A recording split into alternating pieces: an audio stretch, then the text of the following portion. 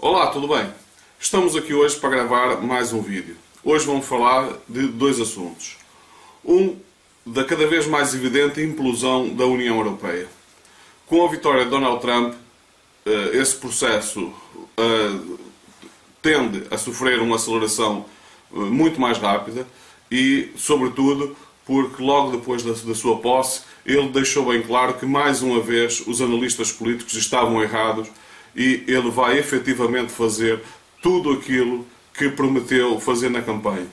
A única coisa que eu ainda tenho dúvidas que ele fará é a questão do muro a separar os Estados Unidos do México, porque eu não acredito que o México vá pagar essa obra. Não que ele não possa vir a fazer o muro, mas que o México vá pagar essa obra, porque não há nada que obrigue o México a pagar a obra num país estrangeiro. Agora, em relação a tudo o resto, os indícios vão totalmente ao contrário daquilo que os analistas diziam, que ele, depois de tomar posse, queria assumir um discurso diferente, mas afinal de contas, não só na sua posse ele deixou bem claro que iria continuar a fazer aquilo que disse na campanha que ia fazer, como todas as medidas que têm tomado têm sido no sentido de cumprir o mais rapidamente possível com as promessas que fez. Esse processo vai contribuir muito para a aceleração da crise global, especialmente na União Europeia, uma vez que tem nos Estados Unidos o seu maior parceiro económico. Com o fecho das fronteiras dos Estados Unidos a produtos europeus, haverá evidentemente uma retaliação da parte da União Europeia, só que a União Europeia depende muito das importações dos Estados Unidos, de forma que a situação económica na Europa vai se agravar muito. É claro que também a prazo vai acabar por se agravar nos Estados Unidos, mas isso é um problema dos americanos. Em relação à Europa, a crise vai tender a se agravar muito mais. Sobretudo porque, como eu já disse nos vídeos anteriores, o sistema financeiro europeu está completamente falido. Essa falência só não está mais evidente porque as pessoas ainda não se aperceberam disso e só as pessoas que detêm grandes fortunas é que têm procurado sacar o máximo que podem do dinheiro de forma a proteger as suas finanças, e isso tem permitido que, através de sucessivos empréstimos do Banco Central Europeu ao sistema financeiro, tem permitido prolongar a crise que em algum momento vai estourar mais para a frente. Acontece que, com a vitória do Trump e com essa cada vez mais evidente que ele vai pôr em prática o plano dele, os próprios movimentos, sobretudo da extrema-direita na Europa, ganhou bastante fôlego. Basta dizer que logo após a sua posse, a extrema-direita se uniu na Europa para se congratular com a vitória do Trump. Ao contrário do que muitas pessoas pensam, a extrema-direita está mesmo muito próxima de conseguir ter lideranças em vários países. Na Holanda é o caso mais evidente, em que a extrema-direita está na frente das sondagens e já disse claramente que iria sair da União Europeia em caso de vitória. Na França, Marine Le Pen, cada vez também mais próxima de ganhar as eleições presidenciais, também já disse que iria sair da União Europeia. Na Alemanha a extrema-direita está a crescer, na Áustria, enfim, na Itália há dois partidos que estão bastante bem posicionados para, se não ganhar as eleições, pelo menos juntos terem bastante força no Parlamento italiano. Um defende um referendo à saída da União Europeia, outro defende a saída, pura e simplesmente, da União Europeia. O que quer dizer que cada vez está mais evidente a implosão da União Europeia. E se isso acontecer, as consequências não é possível prever o que é que irá acontecer no caso de... basta que um desses países saírem, não é?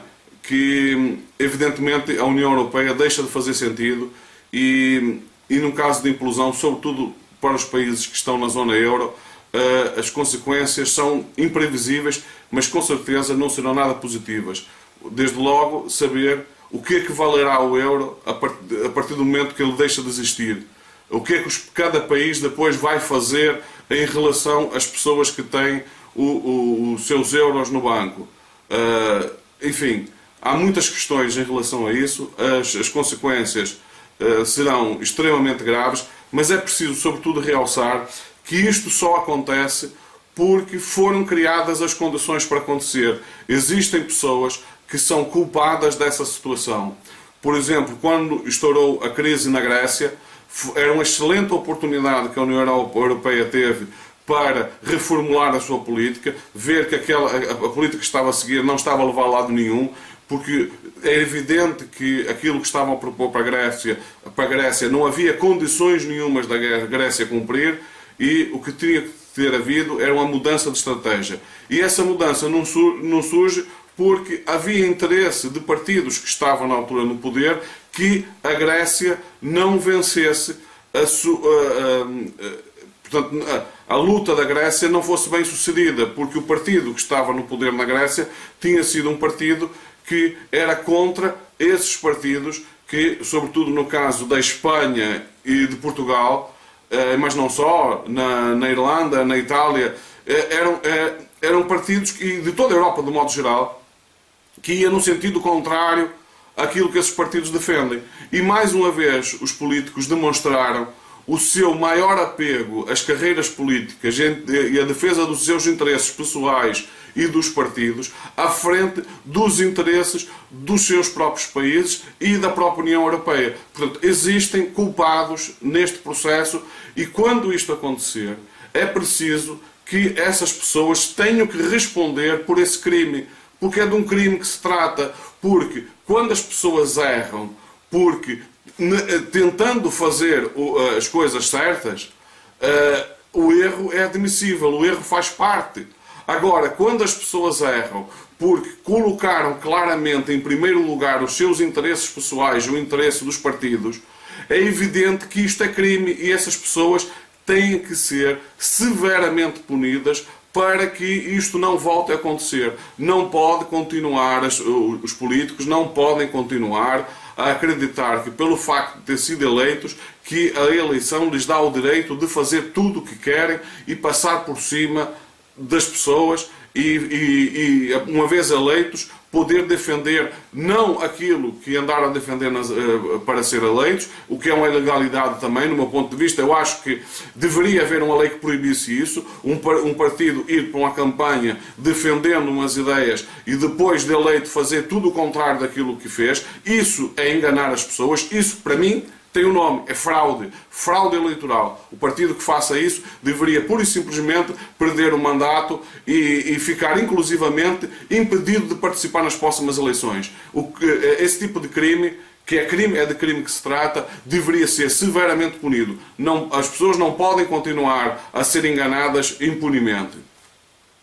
O segundo tema que eu quero falar aqui tem a ver com o facto dos protestos que foi feita esta semana em Bruxelas com agricultores, sobretudo da Holanda, em que andaram a arrebentar leite em pó, a tirar leite em pó junto ao Parlamento, a protestar contra o preço do leite. Acontece que isto é mais uma vez uma consequência de políticas erradas que a União Europeia tem feito. A política agrícola comum já se sabe há muito tempo que está errada, não deveria existir, porque o que a União Europeia faz é subsidiar culturas que se sabe que a Europa não é competitiva. Por exemplo, o caso mais absurdo é o caso da beterraba, que eu inclusive já falei num vídeo sobre isso, em que a beterraba é subsidiado todo o processo, é subsidiada a produção da beterraba, é subsidiada a transformação em açúcar, de forma que a Europa chega a produzir excedente de produção de açúcar a partir de um produto que não é economicamente rentável.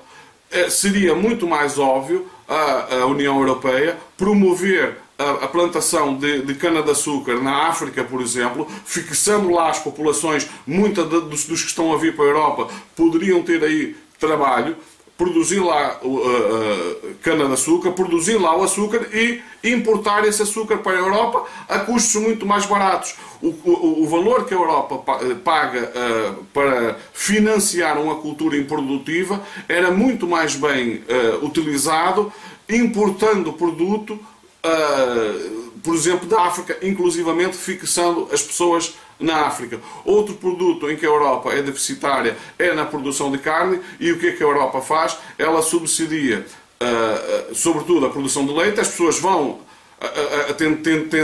todos os agricultores da Europa, de modo geral, nas áreas em que isso era possível, foram para a produção de leite, porque era aquela que era mais rentável, graças aos subsídios. Graças aos subsídios era mais rentável. Resultado, a Europa hoje tem um excedente de produção de leite.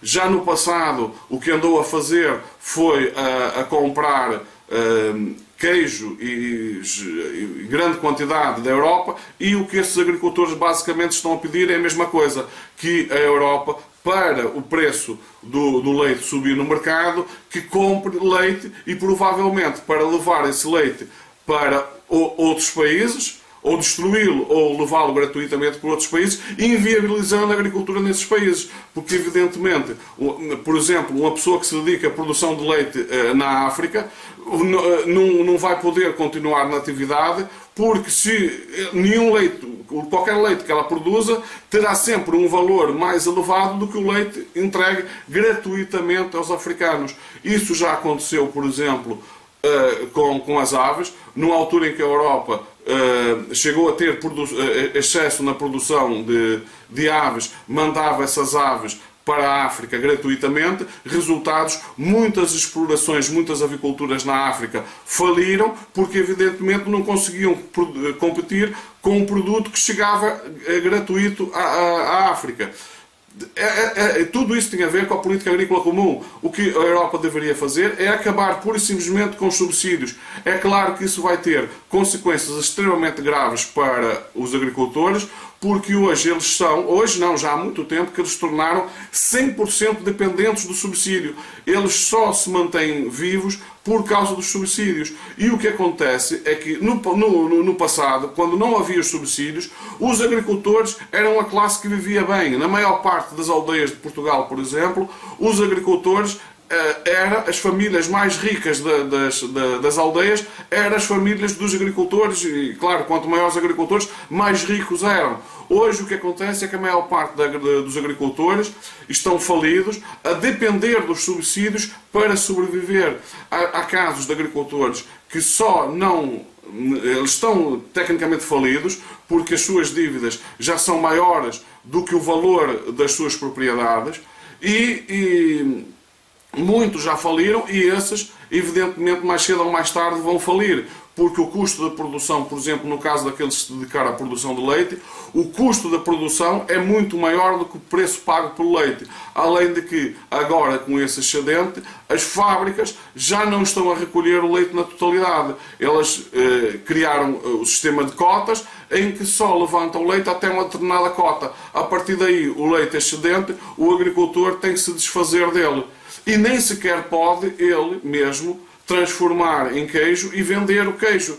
Quer dizer, toda essa política equivocada tem levado a um caos, tem contribuído muito para um caos na economia europeia, e que, se nós temos um sistema que está mal feito, que não funciona, de facto a única forma de lidar com ele é acabar com ele. Porque se ele não acabar de forma natural e de uma forma com o mínimo de consequências possíveis, ele vai acabar por implodir, e tudo indica que é isso mesmo que vai acontecer. A União Europeia irá implodir, e com a sua implosão, consequências muito graves para os países, todos os países da União Europeia irá acontecer. As consequências disso, em termos económicos, são evidentes, mas em termos sociais e inclusivamente em termos da própria segurança, não se sabe quais são, porque já no passado, quando a Europa sofreu crise a esse nível, o que aconteceu foi a extrema-direita chegar ao poder em muitos países, guerras civis, enfim. O futuro da Europa, neste momento, é um futuro que as pessoas ainda não se deram conta, porque há sempre uma tendência das pessoas só se aperceberem do mal quando o mal acontece.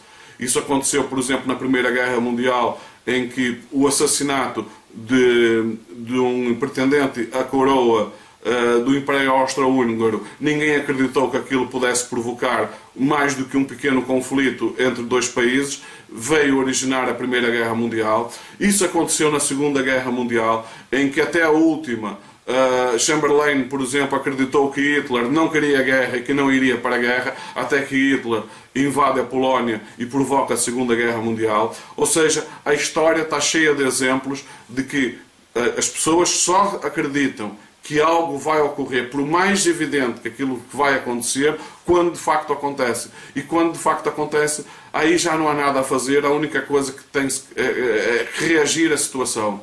Mas há formas das pessoas se precaverem, e cada vez o tempo vai sendo mais curto para as pessoas se precaverem das consequências que aí vêm. Neste vídeo fico por aqui, espero que partilhe nas redes sociais.